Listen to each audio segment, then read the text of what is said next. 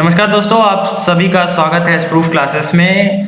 देखिए ये हमारी से 6th वीडियो नंबर है, ठीक है, सॉरी 5th वीडियो नंबर है। इसमें हम लोग क्या करेंगे कि मौर्य उत्तर काल यानी कि मौर्य जब राज करके भारत से गए, ठीक है, उसके बाद इतिहास के जितने क्वेश्चंस हैं करीब 80 या 90 क्वेश्चन के करीब होंगे, 70-80 क्वेश्चन के अराउंड में होंगे जो आपके रेलवे में आए हुए हैं, ठीक है। तो आपको समझना चाहिए कि इसका वेटेज कितना ज्यादा है, ठीक है। आरआरबी में हर साल पूछे भी जाते हैं और खास बात यह है इस सीरीज की कि इसमें आप देखेंगे कि क्वेश्चंस रिपीट भी होते हैं।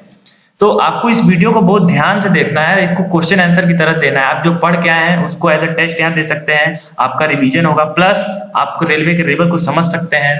उसके बाद एक फायदा और है कि क्वेश्चंस रिपीट होते हैं, तो आप जो 2020 या 21 में जो एग्जाम होगा एनटीपीसी ग्रुप डी या फिर कोई और भी एग्जाम रेलवे का, तो उसमें ये क्वेश्चन रिपीट हो सकते हैं। तो आपको इसको हल्के में नहीं लेना है, आपको इसको करना है, ठीक है। तो देखिए पहला क्वेश्चन क्या है, आपके स्क्रीन पर है सामने। निम्नलिखित में से कौन सी प्राचीनतम स्मृति है? चलिए बताइए। ठीक है, तो इसका आंसर क्या है? इसका आंसर बी, मनुस्मृति, ठीक है। मनुस्मृति क्या है? सबसे प्राचीन स्मृति है, ठीक है। मनुस्मृति की जो रचनाकार है वो कौन है? मनु जी हैं, मनु को माना जाता है, ठीक है। इसकी रचना का समय 184 ईसा पूर्व से 100 ईसा पूर्व के बीच में बताया जाता है, ठीक है। अगला क्वेश्चन हम लोग लेते हैं, ठीक है। एक चीज और बताना चाहूंगा दोस्तों कि इसमें 70-80 क्वेश्चन है, तो उसको हम लोग एक बार में नहीं लेंगे, 3-4 पार्ट्स में तोड़ देंगे। मौर्योत्तर काल जो है जिससे क्वेश्चन है उसको 3-4 पार्ट 5 पार्ट में कोशिश करेंगे कवर हो जाए पूरा, ठीक है। ज्यादा क्वेश्चन नहीं, 10-20 क्वेश्चन लेंगे, जैसे हम लोग की सीरीज चलती है, आपको पता है 10-20 मिनट की क्लास, 17-18 मिनट की क्लास, इससे ऊपर नहीं जाता है। तो देखिए क्वेश्चन क्या है, शंगु वंश का अंतिम शासक कौन था? 4 ऑप्शन आपके पास, बताइए। ठीक है, तो इसका आंसर क्या है? आंसर जो डी दे रहा है बिल्कुल सही है। देवभूति जी जो है वो शंगु वंश के अंतिम शासक थे। इसकी हत्या किसने की थी? इसकी हत्या वासुदेव ने की थी, ठीक है। वासुदेव कौन था? इसका सचिव भी था, ठीक है। 75 ईसा पूर्व में इनका हत्या कर दिया गया था। इनके सचिव ने ही, जिसका नाम वासुदेव था, उसी ने इसका हत्या किया था, ठीक है। और वासुदेव ने इनकी हत्या करने के बाद कण्व वंश की स्थापना की थी, नींव रखी थी, ठीक है। अब हम लोग बढ़ते हैं नेक्स्ट क्वेश्चन की तरफ, ठीक है। देखिए नेक्स्ट क्वेश्चन क्या है कि शक संवत जो 78 ईस्वी में प्रारंभ होता है प्रकट करता है। 4 ऑप्शन पढ़िए, कौन सा सबसे अप्रोप्रिएट है, आंसर बताइए। ठीक है, तो ये हमारा क्या प्रकट करता है? कनिष्क का शासन, ठीक है। जो हमारे प्रसिद्ध कुषाण शासक, कुषाण के जो शासक थे कनिष्क, वो क्या किए थे? उनको बोला जाता है कि शक संवत जो है उसी के प्रवर्तक थे, उसी को शुरुआत किए थे यही, ठीक है। इसका जो समय है इस कैलेंडर का वो 78 ईसा पूर्व माना जाता है, ठीक है। अब ये क्यों माना जाता है? क्योंकि इसी दिन जो कनिष्क थे उनका राज्याभिषेक हुआ था, ठीक है। वो ताज पर बैठे थे, ठीक है। और अब देखिए कि ये हमारा जो भारतीय संविधान है इसने भी इसी को राष्ट्रीय संवत के रूप में घोषित किया है, ठीक है। इसका जो डेट है किस दिन किया गया था? तो 22 मार्च 1957 को राष्ट्रीय पंचांग के रूप में इसको शक संवत को ग्रहण किया गया था। तो बहुत सारे चीज इस क्वेश्चन से निकले हैं, सबको आपको याद रखना है। चलिए आगे बढ़ते हैं, आगे नेक्स्ट क्वेश्चन लेते हैं। देखिए नेक्स्ट क्वेश्चन उसी से रिलेटेड है कि शक संवत किस वर्ष शुरू किया गया, ठीक है। आपको डेट ऊपर याद ही होगा, ठीक है। तो शक संवत को शुरू किया गया था, ऑप्शन सी, ईसा मसीह के जन्म के 78 वर्ष बाद। इसी को ना लिखते हैं 78 ईसा, ठीक है। अब ये देखिए एक चीज और मैं बताना पिछले क्वेश्चन में भूल गया था, कुषाण वंश का जो शासक था कनिष्क, ठीक है, वो क्या किया था कि शको जो थे, शको उनके ऊपर विजय पाया था। जो शक राजा थे उनके ऊपर विजय पाया था। इसी के उपलक्ष्य में उन्होंने ईसा के 78 जन्म बाद 78वें जयंती के बाद से ये कैलेंडर शुरू किया था, ठीक है, शक संवत, ठीक है। इसका एक और भी नाम है, उसका नाम क्या है? शालिवाहन, ठीक है, शालिवाहन संवत। इसको हम लोग अन्य नाम से भी किस नाम से जानते हैं? शालिवाहन संवत नाम से भी जानते हैं। चलिए अब हम लोग नेक्स्ट क्वेश्चन की तरफ बढ़ते हैं। देखिए नेक्स्ट क्वेश्चन क्या है कि हेलियोडोरस के बेस नगर अभिलेख से उल्लेख होता है। 4 ऑप्शन है, बताइए इसका आंसर क्या है? किसका उल्लेख मिलता है आपको हेलियोडोरस के बेस नगर अभिलेख से? फटाफट बताइए। जो आंसर बता रहा है डी बिल्कुल सही बता रहे हैं। कौन था? वासुदेव का हम लोग को मिलता है, ठीक है। चलिए नेक्स्ट क्वेश्चन की तरफ। अब देखिए नेक्स्ट क्वेश्चन क्या है कि प्राचीन भारत में चिकित्सा शास्त्र मेडिकल साइंस पर ग्रंथ लिखा था किसने। सिंपल क्वेश्चन है लेकिन देखिए कितना बार आया है, 1 करोड़ बार आ चुका है ये सवाल। इसका आंसर बताइए आप लोग। ठीक है, तो जो बालक दे रहे हैं आंसर डी, चरक, बिल्कुल सही जवाब। बहुत बड़ा नाम ये चिकित्सा शास्त्र के और भारत के लिए बहुत गौरवान्वित करने वाला नाम। ये कौन था चरक? जनक के कनिष्क के दरबारी थे, ठीक है, राजवैद्य थे उनके, ठीक है, उनके डॉक्टर। और ये क्या थे कि मतलब एक बुक भी लिखे थे, चरक संहिता, आपको पता होगा। ठीक है, इसमें क्या था कि औषधि के बारे में, औषधियों के बारे में बताया गया था। औषधि शास्त्र जो इन्होंने लिखा था, चरक संहिता इन्होंने ही लिखा था। और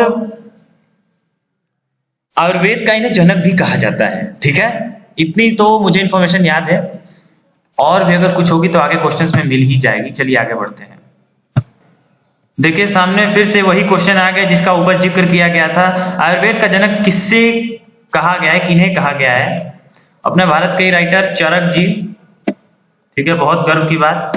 ठीक है, और ये जो चरक संहिता लिखे थे वो बुक, उस ग्रंथ को बोला जाता है, उपाधि दी जाती है कि भारतीय चिकित्सा शास्त्र का विश्वकोश। ठीक है, मतलब उसका नाम है ये, उपाधि दी जाती है कि ये भारतीय चिकित्सा शास्त्र मेडिकल साइंस का क्या है, विश्वकोश है। ठीक है, आगे बढ़ते हैं हम लोग, अब नेक्स्ट क्वेश्चन को लेते हैं। ठीक है, देखिए क्वेश्चन क्या है कि कौन सी 2 सभ्यताओं ने गांधार कला शैली की रचना में सहायता प्रदान की थी? चलिए बताइए इसका आंसर क्या है। देखिए जो बच्चे आंसर दे रहे हैं, आंसर डी बिल्कुल सही दे रहे हैं, भारतीय और यूनानी। क्या है ना कि भारतीय और यूनानी संस्कृतियां जब एक साथ मिली ना, तो गंधार कला क्या हुआ, उत्पन्न हुआ। ठीक है, तो यही क्वेश्चन है, इसको किसी भी तरह से आपसे पूछ सकता है घुमा फिरा के। देखिए नेक्स्ट क्वेश्चन आपके सामने क्या है कि पल्लव राज्य की राजधानी थी। 4 ऑप्शन है, बताइए कौन पल्लव राज्य की राजधानी थी। देखिए आंसर है इसका डी, कंचीपुरम। ठीक है, जो बता रहा है सी बिल्कुल सही बता रहा है। ठीक है, कंचीपुरम कहाँ पड़ता है? आज के समय में तमिलनाडु में पड़ता है। ठीक है, पल्लव किसको हरा के मतलब गद्दी पे आए थे? तो वो चोलों को हराकर, मतलब चोलों को हराया, उसके बाद पल्लव स्थापित किए अपनी सत्ता को। और इसकी स्थापना करने वाले कौन थे? तो सिंह विष्णु थे। ठीक है ना, सिंह विष्णु थे। ठीक है, चलिए इतना इंफॉर्मेशन बहुत है इस क्वेश्चन के लिए, आगे बढ़ते हैं। ठीक है, देखिए नेक्स्ट क्वेश्चन क्या है आपका कि विक्रम संवत और शक संवत में कितने वर्ष का अंतर है? ठीक है, तो इसके लिए आपको ये पता होना चाहिए कि विक्रम संवत और शक संवत दोनों का शुरुआती डेट क्या है। तो विक्रम संवत कब शुरू हुआ था आपको पता है, 57 ईसा पूर्व, जबकि शक संवत 78 ईसा। ठीक है, ठीक है, तो इन दोनों को अगर जोड़े तो 57 प्लस 78 तो हो जाता है हमारा 135, तो हो जाता है हमारा 135 वर्ष। थोड़ा सा लॉजिकली सोचेंगे तो क्वेश्चन से निकल सकते हैं। आगे बढ़ते हैं, नेक्स्ट क्वेश्चन लेते हैं।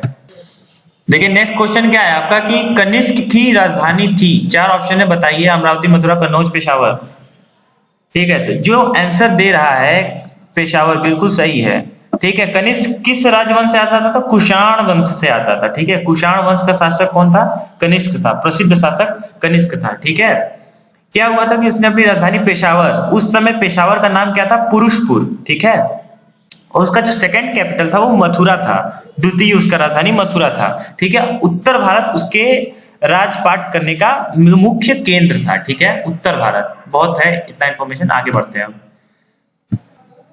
देखिए अगला क्वेश्चन आपका, किसने बड़े पैमाने पर स्वर्ण मुद्रा यानी कि सोने की मोहरें चलाई थी? ठीक है, इंपॉर्टेंट क्वेश्चन तो है ही, बताइए। ठीक है, तो आपको पता है कुषाणों ने सबसे ज्यादा सोने की मोहरें, सोने के सिक्कों पर ज्यादा ध्यान दिया था। ठीक है, क्या था कि इनके पास सोने का भंडार धीरे धीरे काफी ज्यादा हो गया था। वो सोना लाते कहां से थे? तो अल्टाई पहाड़, जो एशिया का अल्टाई पहाड़ है वहां से, रोम से लाते थे।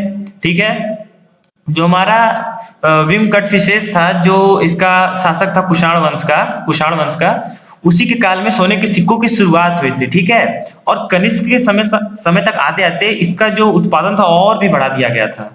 ठीक है, कनिष्क कुषाण का जो शासक था उसके टाइम तक आते आते सोने की मुद्राओं का और भी निर्माण तेजी से होने लगा था। और ये एक खास बात और एक क्वेश्चन और आता है, कुषाण काल के जो सिक्के होते हैं बहुत ज्यादा प्योर होते थे।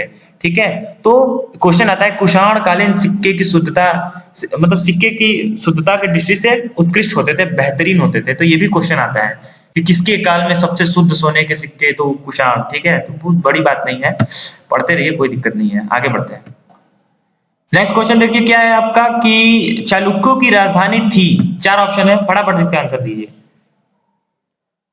ठीक है, तो चालुक्यों की राजधानी क्या थी? सी जो बोला है बिल्कुल सही बता रहा है, बादामी, इसको वातापी भी बोलते हैं, ठीक है, कर्नाटक में पड़ेगा आपका, बगलकोट जिला जो आज का पड़ता है वहां पे, ठीक है, कर्नाटक आज का, ठीक है। तो इसका जो पहला शासक था वो कौन था, ये भी बता दीजिए, इसका पहला शासक कौन था, दिमाग से स्लिप कर रहा है, इसका पहला शासक था जय सिंह, हाँ, इसका पहला शासक कौन था, जय सिंह, बहुत ही ऐतिहासिक। चलिए आगे बढ़ते हैं, हम लोग नेक्स्ट क्वेश्चन लेते हैं। देखिए नेक्स्ट क्वेश्चन आपका क्या है कि चंद्रगुप्त, सॉरी माफ कीजिएगा, गुप्त साम्राज्य का वास्तविक संस्थापक किसे माना जाता है? 4 ऑप्शन बताइए, ठीक है, तो इसमें ज्यादा कुछ सोचने वाली बात नहीं है। इसका आंसर क्या है, आरआरबी कोलकाता पूछा सवाल, इसका आंसर क्या है, आंसर बी है, चंद्रगुप्त प्रथम, ठीक है, लगता क्यों नहीं, कभी कभी मार्कर मेरा ना, चंद्रगुप्त प्रथम, ठीक है। चलिए नेक्स्ट क्वेश्चन लेते हैं आप। नेक्स्ट क्वेश्चन क्या है आपका कि चंद्रगुप्त विक्रमादित्य किस वंश से संबंधित थे? 4 ऑप्शन है, बता दीजिए आंसर, ठीक है। तो चंद्रगुप्त विक्रमादित्य किससे, जो आंसर ये दे रहा है बिल्कुल सही दे रहा है, गुप्त वंश से संबंधित थे। चंद्रगुप्त विक्रमादित्य को ही तो बोला जाता है ना चंद्रगुप्त सेकंड, यही है, और सबसे पावरफुल राजा जो थे गुप्त वंश के, सबसे पराक्रमी राजा जो थे वो चंद्रगुप्त विक्रमादित्य या फिर चंद्रगुप्त द्वितीय ही थे, ठीक है। 40 वर्ष तक लगभग राज किए थे, और एक वो जो यात्री था चीनी यात्री फाहियान, हाँ, जो फाहियान था चीनी यात्री, वो इन्हीं के शासनकाल में भारत आया था। एक बार में इतने चीज आपको मिल गए, ठीक है, बटोर लीजिए। देखिए नेक्स्ट क्वेश्चन क्या है आपके सामने कि बार बार चंद्रगुप्त जा रहा है मुंह पे, गुप्त वंश का संस्थापक था, 4 ऑप्शन है, बता दीजिए, ठीक है। तो ये क्या था, श्रीगुप्त, ठीक है। आगे बढ़ते हैं, नेक्स्ट क्वेश्चन लेते हैं। देखिए नेक्स्ट क्वेश्चन आपके सामने आ चुका है, भारत का नेपोलियन किसे कहा जाता है, किसे कहते हैं, ठीक है। इसका आंसर क्या है, इसका आंसर जो बी दे रहे हैं बिल्कुल सही दे रहे हैं, समुद्रगुप्त। देखिए गुप्त का ये मतलब फेमस राजा था, बहुत ही फेमस, इसी के टाइम में सबसे ज्यादा उनकी सीमाओं का विस्तार भी हुआ था, ठीक है। गुप्त वंश का एक प्रमुख राजा ये रह चुका है, ठीक है। आगे बढ़ते हैं, ठीक है। भारतीय संस्कृति का स्वर्ण युग कब आया, बता दीजिए, किसके काल में, ठीक है। तो आपको पता है इसका आंसर क्या है, गुप्त काल, ठीक है। क्योंकि गुप्तों के समय में भारत की जो आर्थिक, राजनीतिक, सामाजिक, धार्मिक जितनी भी स्थितियां थी वो सारी बहुत ही अच्छी हो गई थी, चारों तरफ सुख शांति समृद्धि थी, ठीक है। कला और संस्कृति के क्षेत्र में भारत उत्कृष्ट हो गया था, पूरी दुनिया में इसका झंडा लहरा रहा था, तो गुप्तों ने ऐसा संभव करके दिखाया। देखिए नेक्स्ट क्वेश्चन क्या है कि कुतुब मीनार के पास स्थित लौह स्तंभ, जो लोहे का स्तंभ है, किस राजा ने बनवाया था? तो आपको पता है कि वो जो लोहा का स्तंभ है दिल्ली में जो है, महरौली दिल्ली में जो पड़ता है, वो उसकी चमक जो है वो आज भी धुंधली नहीं हुई, ठीक है। उस पर क्या चंद्र नाम के राजा को उल्लेख भी है, ठीक है। तो उसको किसने बनवाया था, तो आपको समझ में आ ही गया होगा कि चंद्रगुप्त द्वितीय कहा जाता है, कि माना जाता है कि इन्होंने ही बनवाया था उसको, ठीक है। ठीक है, देखिए नेक्स्ट क्वेश्चन क्या है कि गुप्त शासकों द्वारा जारी किए गए चांदी के सिक्के कहलाते थे, क्या कहा जाता था उनको? बहुत ही ज्यादा इंपॉर्टेंट क्वेश्चन है ये, तो कभी ना कभी तो कहीं ना कहीं घूम फिर के आपके पास आएगा ही ये, ठीक है। तो उसको कहा जाता था रूपक, ठीक है, उसको रूपक कहा जाता था, ठीक है। इसका जो वेट होता था 30 से 35 ग्रेन के बीच में अप्रोक्सीमेटली रखा जाता था, ठीक है, तो रूपक कहा जाता था। तो चलिए ठीक है, इस वीडियो में लोग इतना ही क्वेश्चन रखेंगे, करीब करीब हमने 20 से 22 क्वेश्चन के करीब किया है इसमें भी, ठीक है, कम नहीं होता 22 क्वेश्चन, वो भी एक्सप्लेनेशन के साथ 14 मिनट में लगभग करना, ठीक है। तो अब हम लोग मिलेंगे अगले वीडियो में, उसमें हम लोग क्या पढ़ेंगे, ये मौर्योत्तर काल, मतलब मौर्य राज करके गए, उसके बाद ये सीरीज चलिए, तो उसका हम लोग सेकंड पार्ट करेंगे, ठीक है, सेकंड थर्ड फोर्थ, हो सकता है 3-4 पार्ट में जाए, क्योंकि लगभग 80 क्वेश्चन है जो पूछे गए हैं, मैं कोई ऐसा फालतू क्वेश्चन नहीं दे रहा हूँ जो नहीं पूछे गए, जो क्वेश्चन पूछे जाते हैं वो क्वेश्चन आपके सामने आते हैं, ठीक है। तो आप मेरे साथ जुड़े रहिए, प्यार बरसाइए अपना।